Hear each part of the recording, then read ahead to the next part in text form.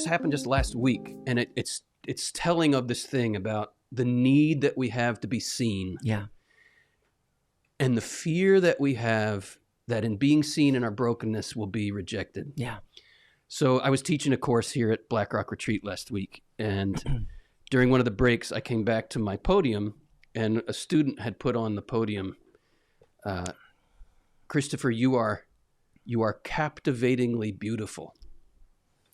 And there was like a happened when I read it. I was like, oh man, that just kind of like, I need to know that. I need to know that I've been seen. I'm pouring myself out, right? As a teacher, I'm making myself totally naked and vulnerable. Right. And somebody there in the class saw me and said, Christopher, you're captivatingly beautiful. And it went deep. Because I need to know that about myself. I need to know that I'm seen. But right away there was like, yeah, but you don't go home with me. You don't know. You don't. If you only knew. Yeah, if you only knew. If you only knew. Like my wife and my kids who live with me. Who know.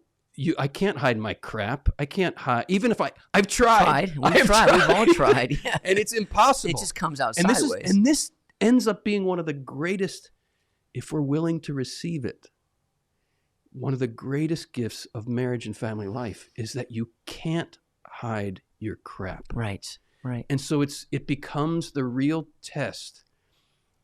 Am I still lovable? Yeah. And a lot of times people are failing that test because your crap comes up and your husband or your wife leaves you. Yeah. Or your crap comes up and your kids no longer talk to you. Or your spouse's crap comes up and you say, I'm out of here. Or your kid's crap comes up and you say, you're out of here. You're out of here. Yeah, get the hell out of here. Yeah. We live in a world that reinforces this lie that we're not loved when our crap is on display. Right. And that is what pushes us in that direction of hiding. Yeah. And that experience I had last week of, yeah, but you don't come home with me. Or, oh my gosh, if my kids could only tell you the pain that I've caused them, or my wife could only tell you the pain that I've caused them. Yep. We don't know how to hold together the wheat and the weeds growing at the same time, right? And I want to press into the scripture with you a bit, because you have to go there as a life coach. You're dealing with people in their wheat and their weeds growing together all the time. Oh, yeah. And I'm sure you see it in yourself, you see it in the clients you work with, that we have this tendency, and Jesus speaks right into it, we want to get those weeds out of there, and we want to get them out now. We want to get them out yesterday.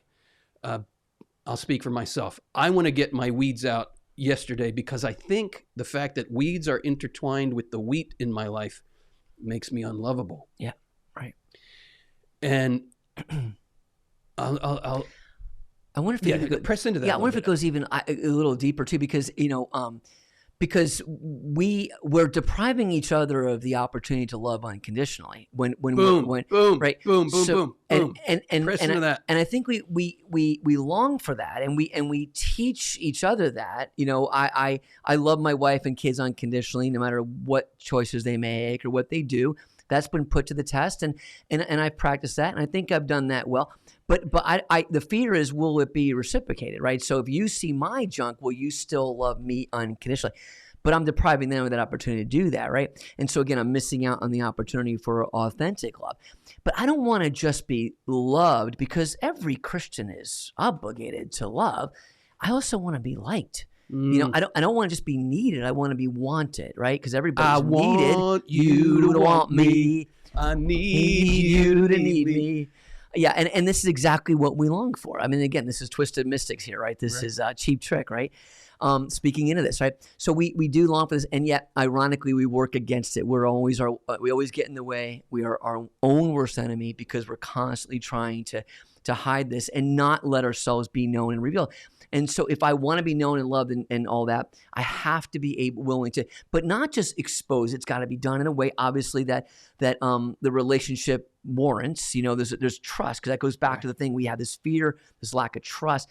And then it's not, we can't just be like, well, that's just the way I am. Just deal with it. Dad's broken in that area, tough crap, just, tough it out. No, it's like, I need you to know that I am painfully aware of this defect, this flaw, this struggle, this challenge that makes me messy.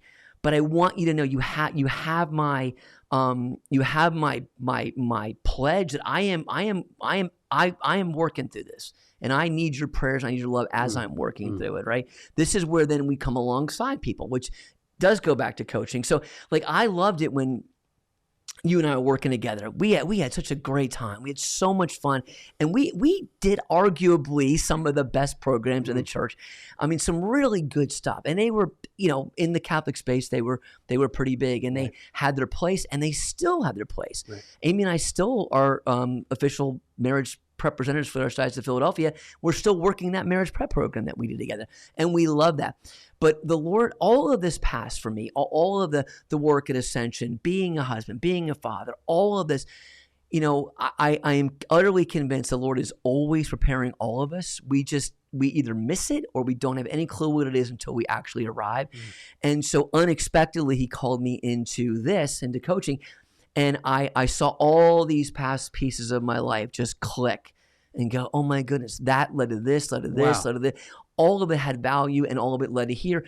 It's also why I'm convinced that I could do this for the rest of my life, but he might be preparing me now for something else, right? We have to work our mission, but remain detached from the outcome, because I don't know where he's taking me. I can see the mountaintop. I'm heading for it, but he might have a right-hand turn before I get there, and that's okay, But I love the transition into this, because I love, like, to me, this is kind of like where the magic happens. Like this one, call it what you want, and I don't mean you personally, but whether it's mentoring, coaching, it's discipleship. You're coming along, you're entering into someone's life. And what a privileged place. It is the most privileged and humble place. So you're coming in as far as they'll let you, and traveling that road as long as they'll have you along.